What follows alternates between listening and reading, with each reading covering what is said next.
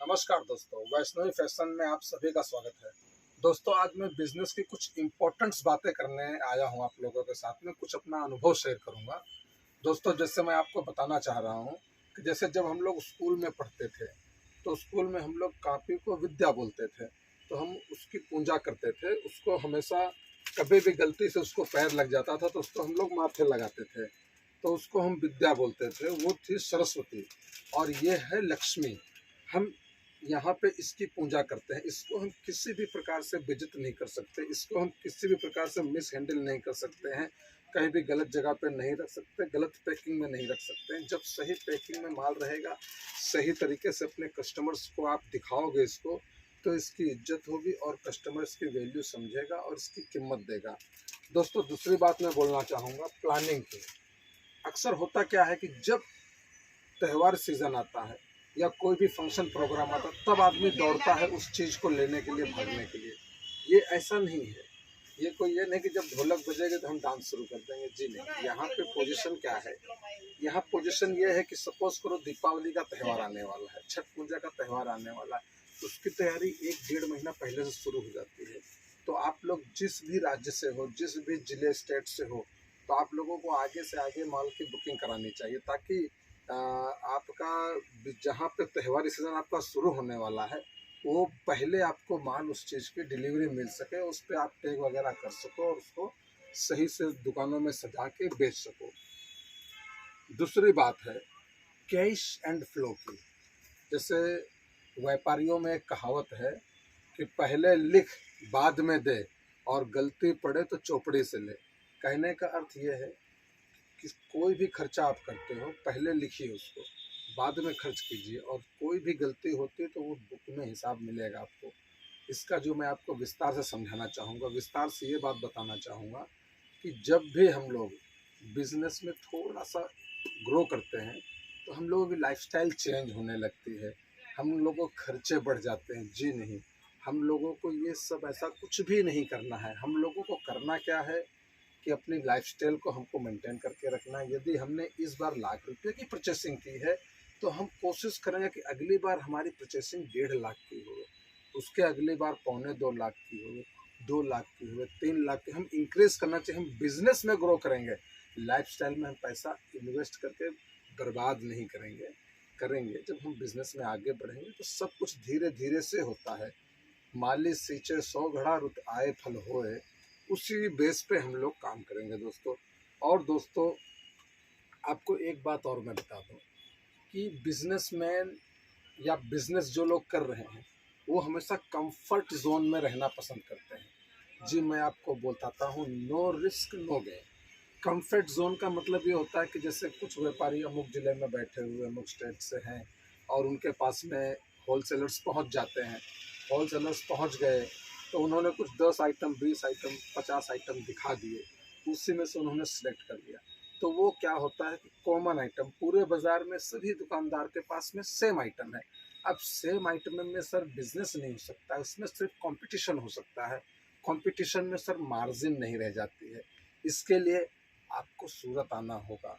जब आप सूरत में बड़ी मंडी में आते हो और यहाँ पर भी जब आप मैन्युफैक्चरर होलसेलर से जुड़ते हो, तो यहाँ आप देखते हो कि नया कॉन्सेप्ट क्या चल रहा है, नई डिज़ाइनें कौन सी आई हुई, अभी नई पैकिंग कौन सी चल रही है। जैसे मैं बता दूँ कि जैसे ये देख रहे हैं, अभी ये नया पैकिंग आया हुआ है, ये नया पैकिंग आया, तो इसको आप सूरत में देख पाओगे।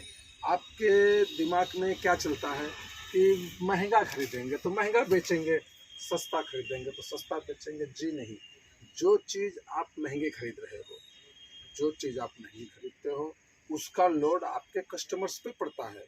उसका लोड आपके कस्टमर्स पे पड़ता है, तो वो धीरे धीरे आपकी दुकान से कटने लगते हैं। आपके कॉम्पिटिटर जो दूसरे बैठे हुए हैं, जो मेहनत कर रहे हैं, कंफर्ट जोन से बाहर काम कर रहे हैं, आपके कस्टमर्स उस तरफ को डाइवर्ट हो जाते हैं।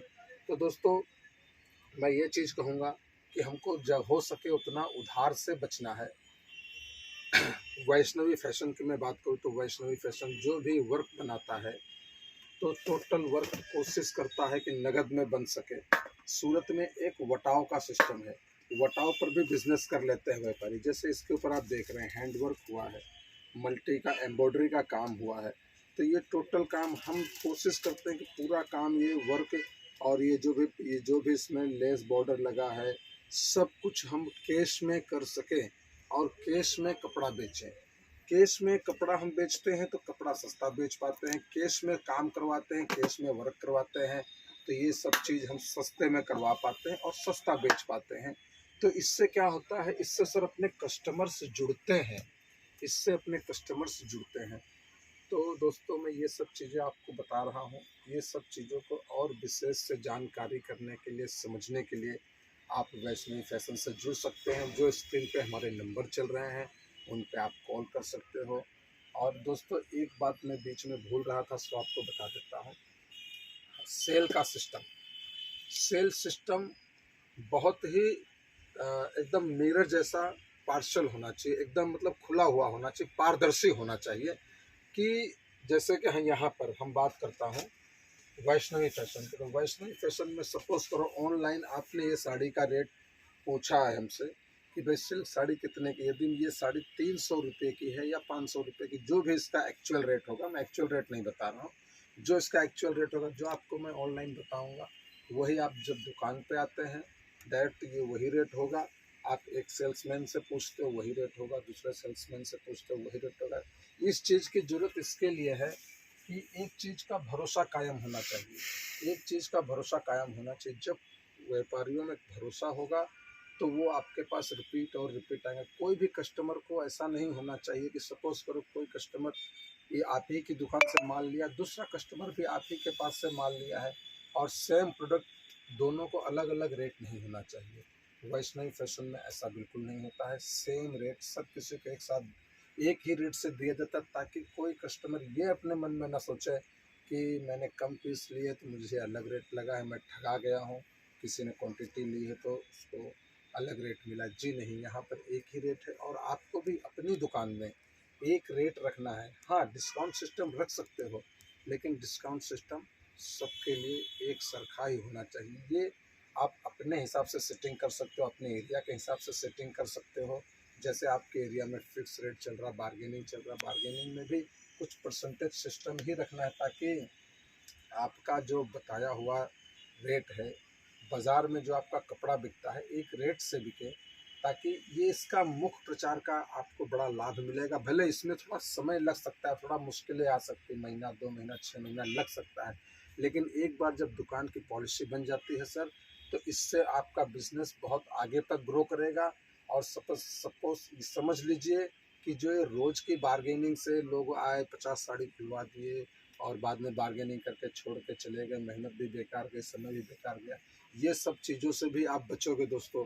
तो दोस्तों मैं सोचता हूँ कि आज आपने ये वीडियो मेरा देखा होगा और आपको वीडियो बहुत अच्छा लगा होगा। यदि वीडियो आपको मेरा वीडियो पसंद आया तो इसको लाइक और सब्सक्राइब कीजिए दोस्तों। और दोस्तों विशेष जानकारी करने के लिए हमारे नंबरों पर कॉल कीजिए। नमस्कार।